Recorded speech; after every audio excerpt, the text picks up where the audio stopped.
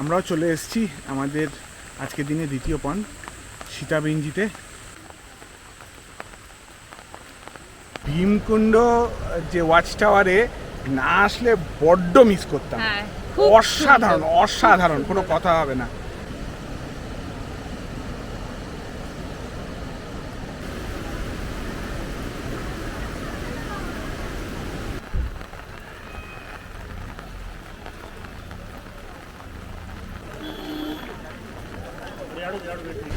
চলে এসেছি আজকের দিনের লাস্ট পয়েন্ট, এরপরেই আমরা কলকাতার দিকে বেরোবো। তো এই পয়েন্টটা last but not the least বলতে পারি। দেখুন কি দেখতে পাচ্ছি আমরা।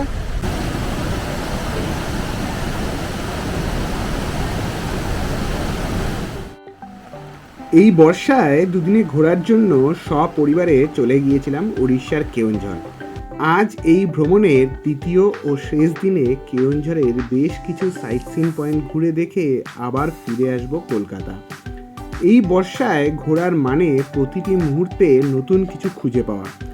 চলার পথে দুপাশে অপার সৌন্দর্যে জলে ভরা কাঞ্ঝারি ড্যাম, বৃষ্টি ভেজা সীতাবেঞ্জি, ঝমঝমে বৃষ্টিতে ভীমকুণ্ডের প্রকৃত রূপ, উপচে পড়া জলে ভরা গুন্ডিচাঘাই জলপ্রপাত ও তারিণী মাতা মন্দিরের দর্শন করে কাটিয়ে দেব আজকের দিনটি। মনসুন উইকেন্ড ট্রিপ হিসাবে জনপ্রিয় হওয়া এই স্থান শেষ দিন বর্ষায় কেওনঝরের অকৃত্রিম প্রাকৃতিক সৌন্দর্য নিয়ে হাজির হয়েছিল আমাদের কাছে। বর্ষাকালে এরকম ফল, এই জল, এটা দেখার পর আর কিছু বলার নেই, মুখে প্রকাশ করা যাবে না, এত অসম্ভব ফাটাফাটি লাগছে, আর কিছু বলার নেই।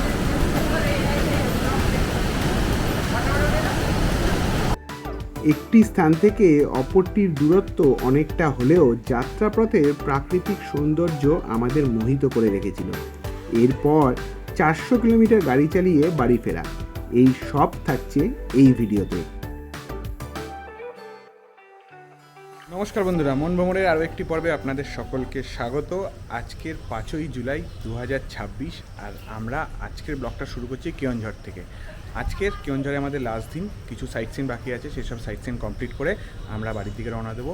লাস্ট দুটো পর্বে আপনাদের দেখিয়েছিলাম আমরা কলকাতা থেকে নিজের গাড়িতে কেওনঝর এসেছি। প্রথম দিন এসে পৌঁছেছি, অল্প কিছু সাইট সিন করেছি, কালকের পুরো দিন সাইট সিন করেছি। আজকের এখন সকাল বাজে 9:30, আমরা রেডি হয়ে বেরোচ্ছি। আর কিছু সাইট সিন বাকি আছে, সাইট সিনগুলো কমপ্লিট করব, করে বাড়ির দিকে রওনা দেবো এবং কত রাত্রে পৌঁছাবো ঠিক জানা নেই। তো যাই হোক, এই বর্ষায় কেওনঝরের ট্রিপ আমাদের কিন্তু ফাটাফাটি হচ্ছে। গতকালও ফাটাফাটি ঘুরেছি। কালকের মাঝরাত থেকে তুমুল বৃষ্টি হচ্ছিলো, এখনও সকালবেলা তুমুল বৃষ্টি হচ্ছিলো, তাই আমরা একটু লেটে বেরোলাম। এখন কিন্তু বৃষ্টিটা থেমেছে, ওয়েদার এখনও মেঘলা রয়েছে, বাট বৃষ্টি পড়ছে না। যতটা তাড়াতাড়ি আমাদের কিছুটা ঘুরে দেখা যায় ততটা ঘুরে দেখে নেব, দেখে নিয়ে তারপরে কিন্তু আমরা কলকাতার দিকে রওনা দেবো। তো চলুন আজকের জার্নি শুরু করা যাক। আজকের জার্নি যেতে যেতে আরও অনেক গল্প হবে এবং নতুন নতুন কিছু কেওনঝরের ঘুরে দেখার স্পট, বর্ষাকালে কেওনঝরের ঘুরে দেখার স্পট আপনাদের দেখাবো। কেওনঝরে আমাদের আস্তানা ছিল হোটেল ইন্ডিয়া। গাড়ি পার্কিংয়ে সুব্যবস্থাযুক্ত এই হোটেলটি কেওনঝর বাসস্ট্যান্ডের খুব কাছাকাছি অবস্থিত। এই হোটেলের সকল ডিটেলস আমাদের কেওনঝরের ভিডিওর প্রথম এপিসোডে দেওয়া রয়েছে। ওপরে আই বটনে লিঙ্ক দেওয়া আছে, না দেখা থাকলে দেখে নিতে পারেন। এই হচ্ছে হোটেলের রিসেপশন, এখানে বসার জায়গা রয়েছে, আর এই যে উপরে ওঠার সিঁড়ি। একবারে হোটেল থেকে আমরা ব্রেকফাস্ট করে বেরোবো, কারণ বাইরে বৃষ্টি হচ্ছে, কোথায় দাঁড়াবো ঠিক নেই। তো ব্রেকফাস্টে নর্মাল রুটি, সবজি, আলু পরোটা আর হচ্ছে ব্রেড অমলেট, এই সবাই মিলে ভাগ করে দিয়ে এখন আমরা বেরিয়ে যাবো।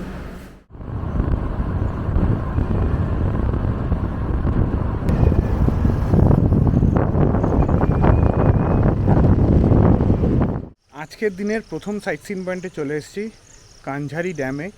কিন্তু এই ড্যামের এখন একটা সমস্যা হচ্ছে গিয়ে, এটার যে মেন এন্ট্রেন্সটা সেটা বন্ধ আছে, একদম পুরো লক করা, কোনো লোকও নেই, কাউকে জিজ্ঞেস করবো।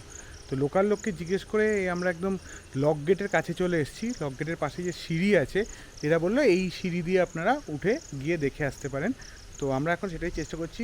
সিঁড়িটা কিন্তু অনেকটা সিঁড়ি বাইতে হবে, মা বাবা তো এলো না, আমরাই যাচ্ছি, আমরা গিয়ে একবার ওপরটা দেখার চেষ্টা করছি, আপনাদেরও দেখাচ্ছি।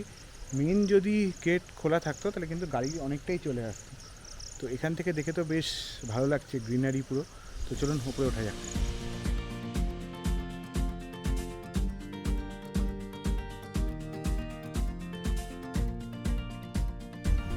একদম কাছ থেকে লক গেট দেখুন, কি বিশাল লক গেট। যখন ফুল ফোর্সে জল পড়ে তখন কীরকম বিভৎস অবস্থা হয় বুঝতে পারছেন। এই হচ্ছে লক গেট। যদি মেন গেটটা খোলা থাকতো তাহলে ওইখানে আমরা আসতাম, ওখানে গাড়ি পার্ক করে একদম পুরো চলে আসতে পারতাম ড্যামের ওপরে। এই দেখুন ড্যাম রোডটা, আর এই হচ্ছে গিয়ে কাঞ্জারি ড্যাম। বিশাল কাঞ্জারি ড্যাম, জল দেখুন। কেওনঝর শহর থেকে প্রায় 24 কিলোমিটার দূরে অবস্থিত কাঞ্ঝারি ড্যাম বৈতরণী নদীর একটি উপনদী কাঞ্ঝারি নদীর ওপরে নির্মিত হয় এই বাঁধ। কাঞ্ঝারি ড্যামের নির্মাণ কাজ 1980 সালে শুরু হয়ে 1989 সালে শেষ হয়। কাঞ্ঝারি ড্যামে চলে এসেছি, আমরা ছাড়া আর কোনো ট্যুরিস্ট নেই আপাতত। বৃষ্টিও আবার শুরু হয়ে গেছে। এমনিতেও মানে যে রাস্তা দিয়ে মেন গেট সেখান দিয়ে গাড়ি আমাদের ঢোকেনি, রাস্তাটা বন্ধ। আমরা ঘুরে এসেছি, তো সেখান দিয়ে অনেক সিঁড়ি দিয়ে উপরে উঠতে হয়। তো দেখা হয়ে গেছে, এবার আমরা যাব। বৃষ্টিও শুরু হয়ে গেছে, কিন্তু খুব সুন্দর ড্যামটা, কিন্তু খুব সুন্দর, পরিষ্কার পরিচ্ছন্ন, খুব সুন্দর এবং বিশাল। হ্যাঁ বিশাল, এক কথা একদম পুরো বিশাল। হ্যাঁ।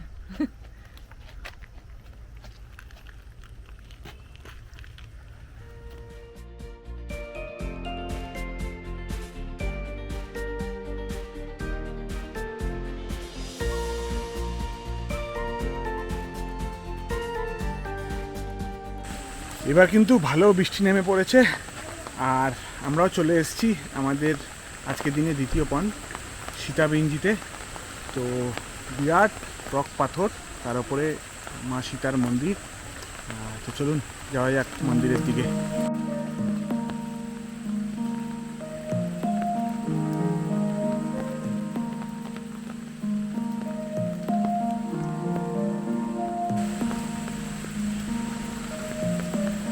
সিঁড়ি দিয়ে উপরে উঠতে হবে, সিঁড়ি পুরো পিছল হয়ে গেছে জলে।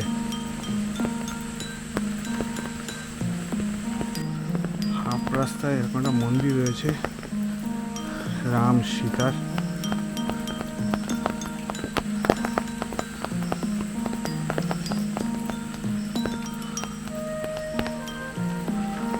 আর এই হচ্ছে গিয়ে সীতাবিঞ্জি।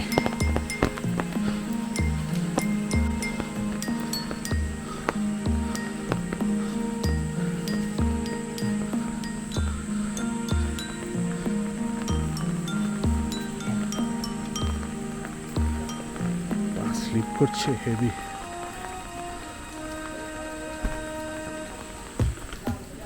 এই হচ্ছে গিয়ে গুহা, আর এখানে মা সীতা আর লব কুশের মূর্তি রাখা।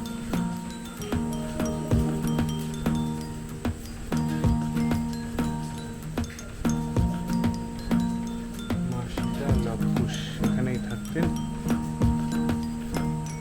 স্থানীয়দের বিশ্বাস এটি বাল্মীকির আশ্রম স্থান। এখানেই দেবী সীতা বাস করতেন এবং লব কুশের জন্ম হয়েছিল এই স্থানে। আরো উপরের দিকে যাচ্ছি আমি, আর তোজো সিঁড়ি করা রয়েছে যদিও। প্রাচীন শিলালয়, আদি শিলালিপি এবং অজন্তার শৈল অনুরূপ 5ম শতাব্দীর বিরল ফ্রেস্কো চিত্রকলার জন্য পরিচিত এই সীতাবিঞ্জি।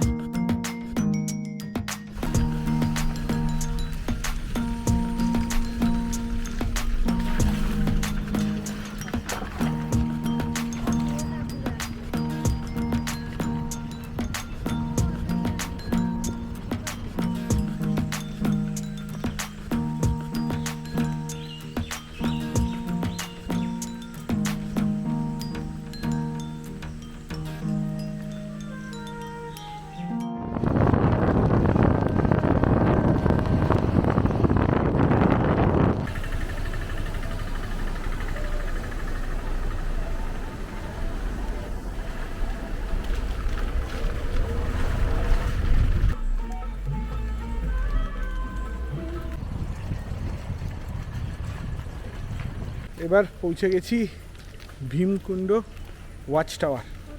তো চলুন, এই হচ্ছে গিয়ে পার্কিংয়ে গাড়ি রেখে দিলাম, একদম ওপেন পার্কিং। দেখিয়ে দিই আপনার, ওই গাড়ি রাখা রয়েছে, এখানেই সব পার্কিং করছে, বাইক গাড়ি সব এখানেই পার্ক করা রেখে। এখানে টুকটাক ছোটোখাটো দোকানও রয়েছে, চা ঠা খাওয়ার মতন দোকান রয়েছে, এই যে গাড়ি রাখা।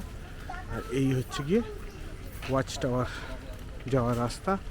এখান থেকে টিকিট করে ঢুকতে হবে, 10 টাকা করে পার হেড টিকিট, গাড়ি পার্কিংয়ের জন্য 50 টাকা। এই হচ্ছে গিয়ে ভীমকুণ্ড ওয়াচ টাওয়ার। তো চলুন ভিতরে যাওয়া যাক, ভীমকুণ্ড ওয়াচ টাওয়ার। একটা ইনফরমেশান আপনাদের সঙ্গে শেয়ার করি, এই কেওনঝড়ের যে সাইট সিন কোনোটাই কিন্তু কেওনঝড়ের মধ্যে না। কেওনঝড়ের মধ্যে রয়েছে গিয়ে একমাত্র জগন্নাথ মন্দির, সোনাঘাগরা ওয়াটারফলস আর বড়াঘাগরা ওয়াটারফলস, এটাই হচ্ছে গিয়ে কেওনঝড়ের একদম কাছাকাছি এই সাইট সিন। এছাড়া যা আমরা দেখছি তা কিন্তু লং লং ডিস্টেন্স আপনাকে কভার করে যেতে হবে। তো যেমন আজকে যদি বলি, আজকে সকালবেলা আমরা যেটা প্রথম যে পয়েন্টটায় এলাম, যে ড্যাম কাঞ্জারি ড্যাম কিন্তু কেওনঝড় থেকে অলমোস্ট 27 কিলোমিটার।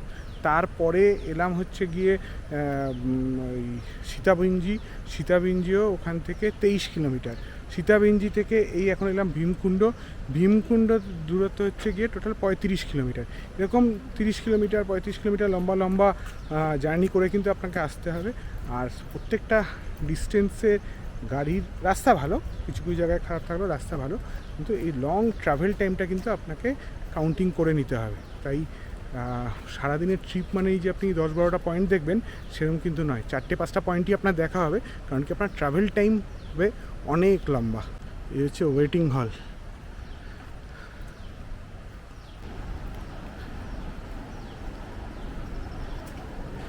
এই হচ্ছে গিয়ে ওয়াচ টাওয়ার, আর এই হচ্ছে গিয়ে যেটা দেখার জন্য আসা। দেখুন কি দৃশ্য!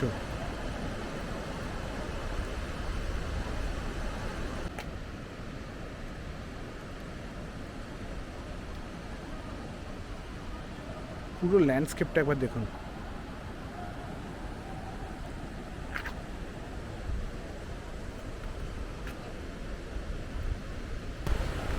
অনেকটা গাড়ি চালিয়ে এসেছি, বৃষ্টিও পড়ছে। বললাম আপনাদের অনেকটা জার্নি টাইম, অনেকটা দূরে দূরে, সব কিছু ঠিক আছে, বাট এই ভীমকুণ্ড যে ওয়াচ টাওয়ারে না আসলে বড্ড মিস করতাম। অসাধারণ অসাধারণ, কোনো কথা হবে না।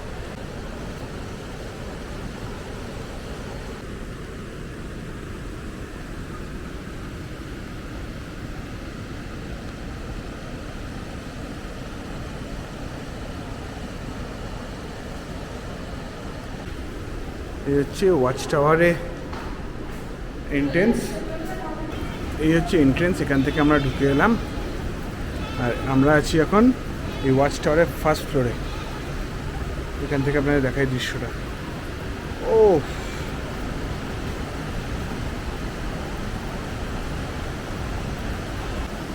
ভীমকুণ্ড একটি বিখ্যাত প্রাকৃতিক জলপ্রপাত ও পবিত্র তীর্থস্থান। মহাভারতের লৌকিক কাহিনী অনুসারে পাণ্ডব ভাই ভীম দ্রৌপদীর তৃষ্ণা মেটানোর জন্য গদা দিয়ে এখানেই মাটিতে আঘাত করে এই কুণ্ডর তৈরি করেছিলেন। প্রতি বছর জানুয়ারি মাসে মকর সংক্রান্তিতে এখানে হাজার হাজার মানুষ পূর্ণ স্নান করতে আসেন।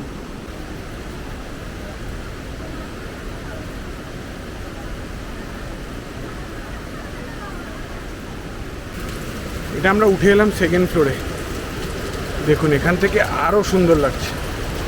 প্রচুর বৃষ্টি হচ্ছে, আর ভীমকুণ্ড একদম জলে ফুলে ফেপে উঠেছে, ফাটাফাটি।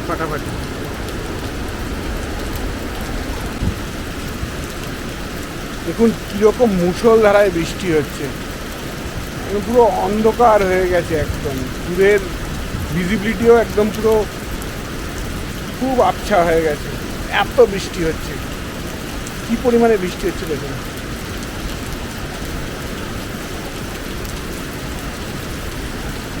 আর এদিকে ফুল স্রোতে বয়ে চলেছে। লাস্ট দুদিন ধরে এবং আজকের সকালেও ডিজাস্টার ম্যানেজমেন্ট গ্রুপ থেকে, উড়িষ্যা গভর্নমেন্ট থেকে কন্টিনিউ SMS আসছে যে খুব ঝড় জল হবে, মানে বাইরে দরকার না থাকলে বাইরে বেরোবেন বেরোবেন না, না। মানে সতর্ক বার্তা যেটাকে বলে, সতর্ক বার্তা আসছে এই বৃষ্টির। তবু আমরা ইগনোর করে ঘুরে বেড়াচ্ছিলাম। এখনও ঠিকঠাক চলছিল। এই ভীমকুণ্ডে এসে মুষালধারায় বৃষ্টিতে পড়ে গেছি, দেখেছি অনেকটাই। আরও যদি একটু বৃষ্টিটা না থাকতো, ওয়েদারটা এরকম থাকতো, বৃষ্টিটা না থাকলে আরও ভালো ছবি তোলা যেত, আরও সময় কাটানো যেত। বাট এখন এত বৃষ্টি হচ্ছে, আমরা এখন এগিয়ে যাচ্ছি গাড়ির দিকে, পরের পয়েন্টের দিকে এগোই। যতটুকু হয় দেখাবো, দেখবো আপনাদের। চলুন যাওয়া যাক। দুপুরে খেতে বসেছি। দুপুর নেই, বিকালের পথে। এখানে একটা জায়গা থেকে আরেকটা জায়গার ডিস্টেন্স এতটা, কিন্তু রাস্তার মাঝখানে সেরকম খাওয়ার জায়গা একটা নেই। তো গতকালও আমাদের একটা ঝুপড়িতে খেতে হয়েছিল, মানে পাইনি, সাইড সিন করে বেরিয়ে ওখানে খাওয়ার জায়গা পাইনি, তাই খেয়েছিলাম। তো আজকেও একটা রাস্তার একটা পাশে একটা ছোটো রেস্টুরেন্টে চলে এসেছি খেতে। নর্মাল খাবার, ভাত ডাল, মাছের ঝোল, ভাত ডাল ভাজা তরকারি, মাছের ঝোল, এই দিয়ে আমরা এখন লাঞ্চ করছি। এরপরে আমাদেরও দুটো সাইড বাকি আছে, দুটো দেখে তারপর আমরা বাড়ির দিকে রওনা দেবো।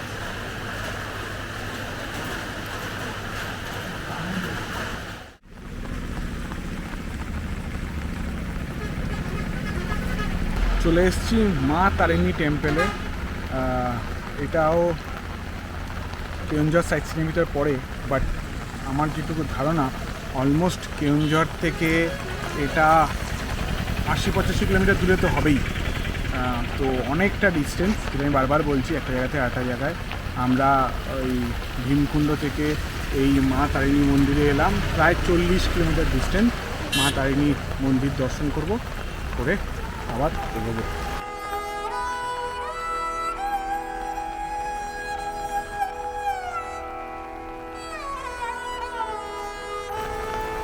রয়েছে মা তারিণীর মন্দির।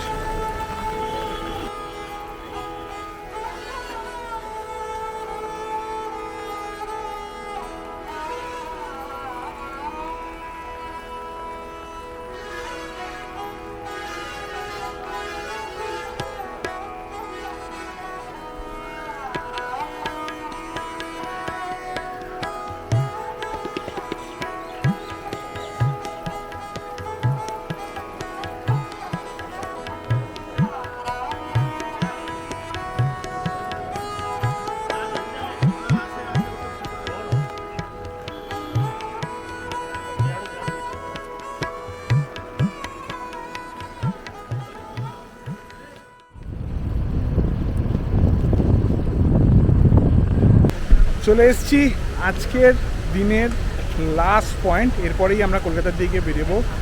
তো এই পয়েন্টটা last but not the least বলতে পারি। দেখুন কি দেখতে পাচ্ছি আমরা, আর আপনার স্ক্রিনের পর্দায় কি ভেসে উঠছে, গুন্ডিচা ঘাই ওয়াটারফলস। জলের ফোর্স কাকে বলে দেখুন। ও বিউটিফুল বিউটিফুল। গুন্ডিচাঘাই জলপ্রপাত মুসলা নদীর ওপরে অবস্থিত একটি সুন্দর জনপ্রিয় পর্যটন কেন্দ্র। প্রায় 50 ফুট উচ্চতা থেকে নিচে নেমে আসছে এই জলপ্রপাতের জলরাশি। এই হচ্ছে গিয়ে বর্ষার কেওনঝড়।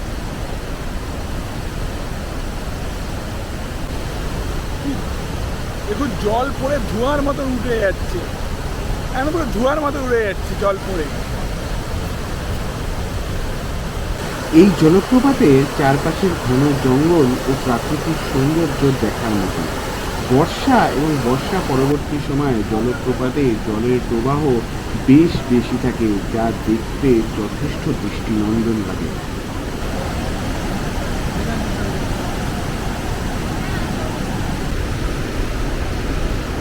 এই ওয়াচ টাওয়ার থেকে এই হচ্ছে গুন্ডিচা ঘাইয়ের ব্যাক সাইডটা।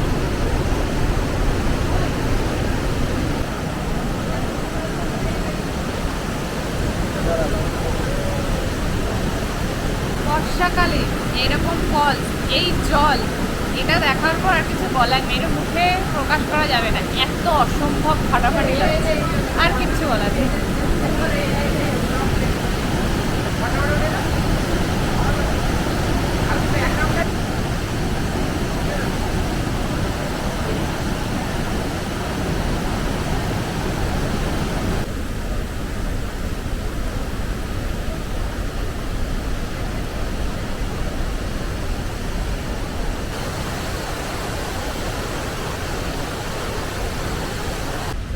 এখন বাজে বিকেল 5:10 আর আমরা বাড়ির দিকে রওনা দিচ্ছি। এবারের মতন কেওনঝড় ট্যুর সেখানেই শেষ। বাড়ি পৌঁছাতে কতক্ষণ লাগলো, কী সময় বাড়িতে গিয়ে পৌঁছালাম আপনাদের ইনফরমেশন দেবো। আর একটু থাকবে ব্লগটা, তারপর শেষ করব, ততক্ষণ সঙ্গে থাকবেন।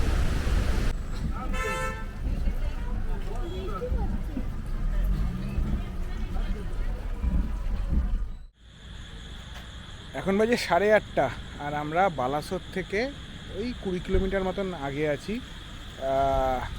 এই রাস্তাটা অনেক বেশি ভালো, মানে আমরা যখন ঘুরে এলাম, আমরা জাজপুর হয়ে এলাম, বাংলিপোষি দিয়ে গেলাম না, বাংলিপোষি থেকে আসার সময় রাস্তা যা বাজে ছিল, তাই একটু বেশি ঘোরা পড়লেও আমরা কিন্তু এই জাজপুর হয়ে বালাসোর হয়ে আমরা কিন্তু যাচ্ছি হচ্ছে গিয়ে বাড়ির উদ্দেশ্যে। এই রাস্তাটায় আমাদের প্রায় 90 থেকে 100 কিলোমিটার মতন বেশি জার্নি করছে। তবে সবচেয়ে সুবিধা হচ্ছে গিয়ে এই রাস্তাটার কিন্তু কোয়ালিটি খুব ভালো। NH20 ধরে আমরা জাজপুর অবধি এলাম। সেই রাস্তাটায় একটু পটহলস রয়েছে, একটুখানি ভাঙা মোজা রয়েছে, বাট ওভারঅল রাস্তা ভালো। আর এই এখন যেটা যাচ্ছি আমরা কলকাতার দিকে, এই রাস্তা তো কোনো কথা নেই, মাখনের মতো রাস্তা। আমরা একটা জিওর পেট্রোল পাম্পে এসে দাঁড়িয়েছি, একটু ওয়াশরুম ব্রেক নিয়েছি। এর আগে ভদ্রকে দাঁড়িয়েছিলাম চা খেতে, চা খেলাম, চা খেয়ে এখানে একটু ওয়াশরুম ব্রেক নিয়ে এবারে কিন্তু আবার জার্নি শুরু করব। এখন বাজে 8:30, এখনও প্রায় অলমোস্ট 280 কিলোমিটারের মতন বাকি জার্নি, কিন্তু অনেক জার্নি বাকি আছে। তো চলুন এগোনো যাক। সেদিন বাড়ি ফিরতে প্রায় মাঝরাত হয়ে গেছিল। তবে উইকেন্ড ট্রিপ হিসাবে বর্ষায় কেওনঝড় আমাদের খুব আনন্দ দিয়েছিল। এই ছোট্ট উইকেন্ড ট্রিপ আমরা খুব এনজয় করেছি। আজকের পর্ব এখানেই শেষ করব। আগামী পর্বে কোনো না কোথাও দেখা হবে আবার নতুন কোনো কাহিনী, নতুন কোনো জায়গার গল্প নিয়ে। ততক্ষণের জন্য টাটা, বাই বাই। আবার দেখা হচ্ছে খুব তাড়াতাড়ি।